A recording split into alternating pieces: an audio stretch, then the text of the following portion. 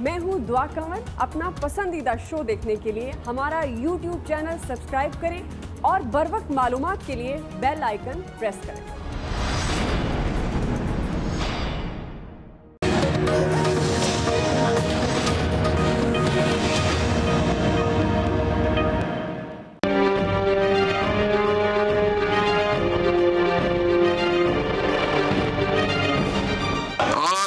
In favor of the motion may say aye. All those against say no. I think ayes have it and consequent motion is adopted. Class by class reading. The Honorable Mr. Babar Awan is, according to my knowledge, an advisor appointed under the Constitution. But that judgment states that an advisor or a special assistant is not a minister. He may have. और advisers के लिए relevant article है 93 constitution का। तो सिर्फ जो prohibition है, कतगन है, ये वोट नहीं दे सकते। थोड़ा सा इंतजार but to the best of my memory ये बात जो ये बता रहे हैं उस जजमेंट में नहीं है। तो ये बात इन्फर नहीं की जा सकती कि ये बिल प्रेजेंट नहीं कर सकते, ये वोट नहीं दे सकते। अस्सलाम वालेकुम नाज़रीन, आप देख रहे हैं प्रोग्राम एक्सपर्ट्स और मैं हूं दुआ जमील। आज के पैनल का हिस्सा हैं अयाज खान साहब, लतीफ़ चौधरी साहब, फैसल हुसैन साहब, डॉक्टर आमिर लियाकत साहब भी आज के पैनल का हिस्सा हैं, lieutenant general retired Amjad Shaikh साहब और आमिर इलियास राना साहब। बढ़ेंगे आज के पहले बड़े सवाल की तरफ और सबसे पहले FATF बिल से मुतालिक बड़ी पेशरफ्त की हम बात करते हैं। गवर्नमेंट ने पार्लियामेंट में नंबर गेम कम होने के बावजूद कामयाबी हासिल कर ली है। सेनेट से मुस्तरद शुदा FATF से मुतालिक बिल्स की मंजूरी के लिए पार्लियामेंट का मुश्तरका इजलास हुआ है। मुशीर पार्लिमानी उमूर बाबर अवान ने फेडरल वक्फ इमलाक बिल की तहरीक ऐवान में पेश की। ऑपोजिशन ने शोर शराबा शुरू कर दिया, ताहम गिनती में तहरीक की हिमायत में 200 जबकि मुखालफत में 190 अरकान ने वोट दिया है। बाद में मलिका बुखारी ने इंसदाद मनी लॉन्ड्रिंग बिल ऐवान में पेश किया। ऑपोजिशन की तमाम तरमीम मुस्तरद कर दी गई और दोनों बिल शिकवार मंजूरी के बाद कसरत राय से मंजूर कर लिए गए। यहाँ दिलचस्प बात यह है कि ऑपोजिशन ने एक बार फिर तारीख दोहरा दी है।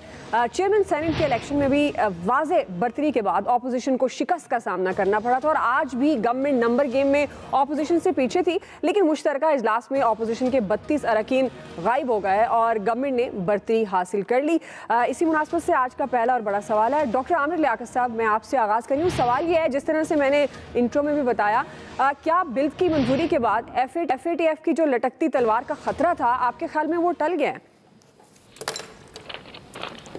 जी दुरुस्त फरमाया आपने कि बिल्स तो मंजूर हो गए, लेकिन 10 वोटों की अक्सरियत कसरत राय, ये मोतरज़ा दो अल्फाज हैं। कसरत राय के लिए कम से कम 25 वोट और होने चाहिए, तो आप कसरत राय कहेंगे। 10 वोट सादा अक्सरियत कहलाते हैं। तो सादा अक्सरियत से, क्योंकि ये पार्लियामेंट का मुश्तरका इजलास है, इसमें इसको सादा अक्सरियत कहा जाए।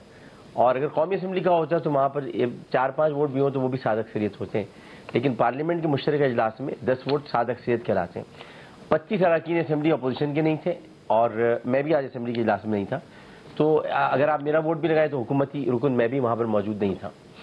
जो लटकती तलवार का मामला है, वो तलवार तो अभी लटकी हुई है और वो तलवार अभी इस तरह नहीं हटेगी। इसमें इनको काफ़ी कुछ करना है, बहुत सारी यकीन दहानियाँ करानी है और चूँकि उनको मालूम है फाटफ के जो जिम्मेदारान हैं कि ऑपोजिशन इसमें पूरी तरह से साथ नहीं है, तो ज़ाहिर है कि ऑपोजिशन जो है वो आने वाली हुकूमत को कहा जाता है। तो अगर ऑपोजिशन साथ नहीं है तो उसका मतलब ये कि इनकी गुफ्त शनीद ऑपोजिशन के अरकान से भी हो रही होगी और वो उनसे भी बात कर रहे होंगे। अब ये उम्मीद ज़रूर की जा सकती है कि इसमें जो 2-3 शिक़े हैं वो यकीनन शायद फाटफ में हम ग्रे लिस्ट से निकल जाए और हमें इसकी उम्मीद रखनी भी चाहिए। लेकिन जो ज़ाहिर है कि अगर मैं भी नहीं था और अगर कुछ और अरकान भी नहीं थे तो कोई ना कोई रवैया तो होगा कौमी असम्बली में कि जिसकी वजह से हम कौमी असम्बली में नहीं थे। तो उन रवैयों को अगर बेहतर किया जाए तो अरकान भी मौजूद रहेंगे और कौमी असम्बली भी इसी तरह चलेगी। रवैये बेहतर करें, वो ज़्यादा ज़रूरी नहीं है। आपके रवैये अगर दुरुस्त नहीं होंगे तो कौमी असम्बली में कोई क्या रवैया क्या बेहतर होना चाहिए? रवैया स्पीकर कौमी असम्बली का है, इंतहाई दर्दमंदाना अंदाज में मैं कह रहा हूँ कि उनका रवैया इतना तकलीफ दे कि मुझे मरवा के कत्ल पर बात करने के लिए जिस तकलीफ का सामना करना पड़ा, और मेरी वालदा को गंदी गंदी गालियाँ भी असेंबली में दी गई और उनके सामने दी गई, उसके बावजूद उन्होंने उस पर कोई एक्शन नहीं लिया।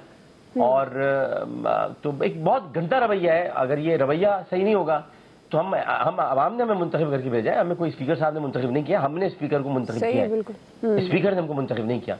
तो ये भी हो सकता है कि आने वाले दिनों में फिर आपका रवैया अगर सही नहीं है तो फिर बहुत सारी चीज़ें हो सकती हैं। ठीक जी, अयाज खान साहब। चलें, ये तो डॉक्टर साहब ने बता दिया कि क्यों नहीं थे। मुझे लग रहा था कि शायद गवर्नमेंट से नाराज़गी है, लेकिन चलें, वजाहत आ गई स्पीकर साहब का रवैया। बिल्कुल, ये बहुत से और अरकान ने भी इस तरफ इशारा किया है। वो शिकवा करते हैं स्पीकर साहब, ये भी वो कहते हैं कि स्पीकर साहब अपोजिशन को ज़्यादा टाइम देते हैं। और ये इमरान खान साहब के सामने भी मेरी इत्तला है कि कई बार ये मसला उठाया जा चुका है। खैर, वो तो हो गया। ख़तरा तो ज़ाहिर है वो जब इजलास होगा, जो उन्होंने कहा था उस हवाले से गवर्नमेंट तो कॉन्फिडेंट होगी, हमने कर दिया है। लेकिन आज के उसके सेशन के हवाले से कुछ मुझे जो दिलचस्प चीज़ें लगीं, अगर इस बिल की मुखालफत में कोई सबसे ज़्यादा दुखी लगा वो मुझे शहबाज शरीफ साहब लग रहे थे। वो बहुत ही बिल्कुल लाताल्लुक नज़र आ रहे थे मुझे। उनका बस नहीं चल रहा था कि वो जैसे बंदा कहता है ना, अल्लाह करे कि मतलब ये ना ही हो जो मामला हो रहा है, उस तरह की उनकी कंडीशन थी शहबाज शरीफ साहब की। और जब फिर वॉकआउट किया अपोजिशन ने, तब भी हमने देखा कि शहबाज शरीफ साहब भी लीड कर रहे थे उसको और वो सबसे पहले लेके जा रहे थे, क्योंकि ये सबको पता है कि इस बिल की अहमियत क्या थी और कहाँ से इसकी अहमियत ज़्यादा बनती है। इसलिए आपने लास्ट टाइम भी देखा जब वो अपोजिशन कह रही थी कि जी हम पास नहीं होने देंगे, कुछ शिकें इसमें इस तरह की हैं, तो वो ये साथ कह रहे थे कि हम बिल्कुल ये नहीं चाहते कि मुखालफत करें, सिर्फ ये गवर्नमेंट का रवैया है, ये चीज़ें निकाल दें तो हम इसके साथ होंगे। वो इस तरह की, आज मुझे रज़ा रब्बानी साहब का बड़ा एहतराम करता हूँ, बहुत सीनियर पार्लियामेंटेरियन है, वो हमेशा बात करते हैं पार्लियामेंट की सुपरमसी की, बालादस्ती की, लेकिन आज उन्होंने हवाला इस्लामाबाद हाई कोर्ट के एक फैसले का दिया जब बाबर अवान साहब ने वो पेश की थी। तो ये पहले तय तो कर लें कि अदलिया ज्यादा सुप्रीम है, ये पार्लियामेंट ज्यादा सुप्रीम है।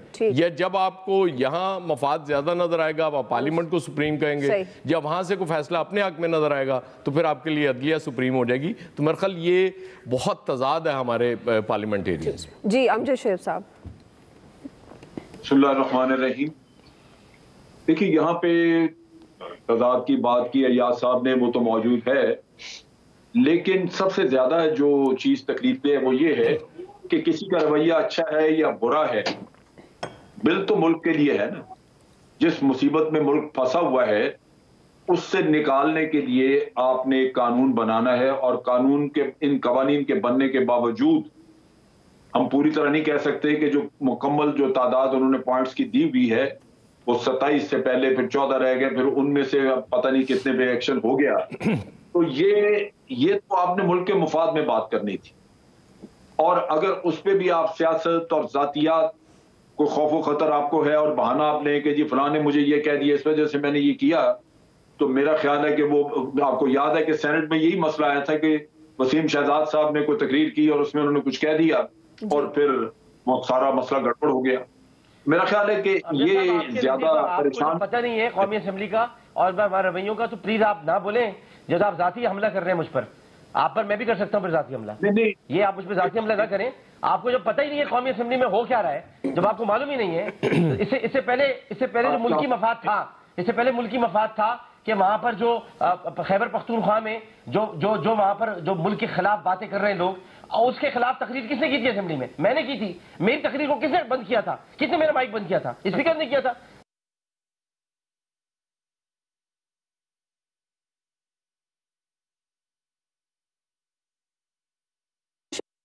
कीजिएगा प्लीज। ये बातें कर रहे हो,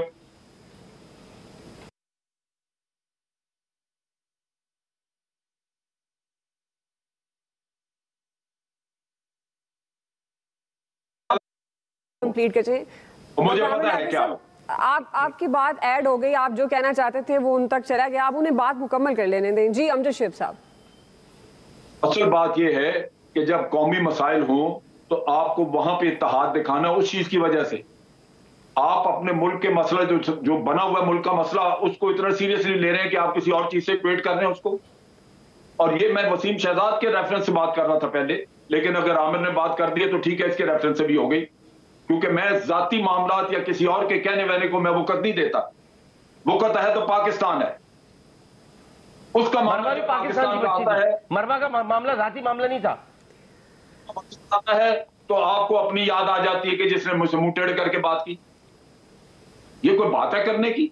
आप बिल पास करें, वहां पे बाद में आप तकरीर करें जाके, आप बिल्कुल वहां पे उनको पकड़ें जिसने को बुरा भला किया। मामला था अमजद शेख साहब, FATF का जो मामला था, एक तलवार ही लटक रही थी कि अब ये क्या होगा, ऑपोजिशन के वोट कितने पड़ेंगे नहीं। अब आपके ख्याल में ये खतरा टल गया है? अब देखिए, FATF आपको घेराव करके बैठा हुआ है, वो सिर्फ एक असूल पे काम नहीं कर रहा, वो एक पॉलिटिकल ऑर्गेनाइजेशन है जिसमें इन्फ्लुएंशियल मुल्कों ने आपको घेरा हुआ है। और अगर आपके अपने मुल्क में इस तरह का काम होगा तो आप कैसे उसको बाहर निपटेंगे? ये तो तमाशा है ना निरा कि आप एक सीरियसनेस, एक मुल्क के ऊपर जो वबा, एक मुसीबत बनी हुई है, मसला लटका हुआ है, आप उसको इतना सीरियसली ले रहे हैं कि आप उसको जाती मामलात के साथ इक्वेट कर रहे हैं। ठीक है अमजद साहब जी, ठीक है आमिर साहब। देखें जी, बात यह है कि आपने सारी कहानी बुनी दुआ, वो असम्बली में ये हो गया वो हो गया, और छोटा सा सवाल पूछ लिया कि फिर FATF में क्या होगा। FATF में वही होगा जो हमने किया होगा, क्योंकि अब हम जज्बात में जनरल साहब बात कर रहे हैं कि मुल्की मफाद है, तो मुल्की मफाद में हिज़्ब इख्तलाफ के अगर 35 अरकान नहीं थे और गवर्नमेंट के 18 से 20 नहीं थे तो क्या हम सबको चोर करार दे दें या मुल्की मफाद के ख़िलाफ़ करार दे दें? ऐसा नहीं है। हर बंदे के इश्यूज़ हैं, वो गिनती करेंगे। बिलावल और शहबाज शरीफ अभी कुछ देर में प्रेस कॉन्फ्रेंस भी करेंगे, वो अपने 35 अरकान का रोना रोएंगे। गवर्नमेंट ने रोना है या नहीं रोना, एक स्मार्ट मूव थी, उसको उस तरह रहने दें कि गवर्नमेंट ने चेक कर लिया अचानक कब बुलाया जा सकता है। पहले 2 हफ्ते से सब लोग चेक कर रहे थे कि गवर्नमेंट कब बुलाएगी मुश्तरका इजलास। ज़ाहिर है गवर्नमेंट है, कोई छोटे बच्चों का खेल नहीं है। आपके कंधों पर बहुत बड़ी जिम्मेदारी है कि आपको FATF के ये बिल पास कराने थे। हिज़्ब इख्तिलाफ से आप बात नहीं कर रहे थे, जिसके रवैये की बुनियाद पे आज आपको इस तरह का रवैया स्पीकर को भी रखना पड़ा कि आज अपोजिशन भी उनके खिलाफ बात कर रही थी। आप कौमी असम्बली में जब फाइनेंस बिल पेश करते हैं तो एडवाइज़र से पेश नहीं कराते, चूँकि उसके अंदर एडवाइज़र की पाबंदी आप मानते हैं। लेकिन मुश्तरका इजलास में आप, क्योंकि वो भी एक कानूनी बिल है और आज भी कानूनी बिल था, आपने एडवाइज़र से ही पेश करा दिया और आप ही के लॉ मिनिस्टर ने उसकी भी तवज्जो पेश कर दी। अरे भाई, बजट में आपने क्यों फिर हमाद अदर से तकरीर कराई, आपने हफीज़ शेख से क्यों नहीं करा दी? कोई बंदा पूछ ले इनसे।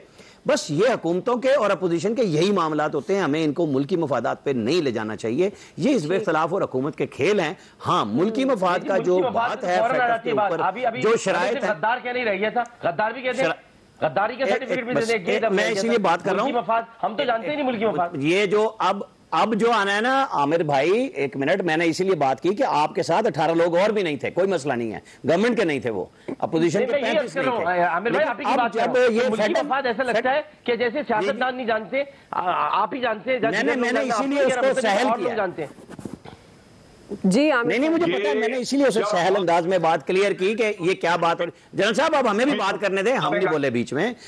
अब जब मुल्की मफाद का इशू आएगा, वो आना है FATF के इजलास में, वहां पे जो हमने किया हुआ है हमें वही वो फहरिस्त दिखा देते हैं कि जी ये काम आपके मुल्क ने किए थे।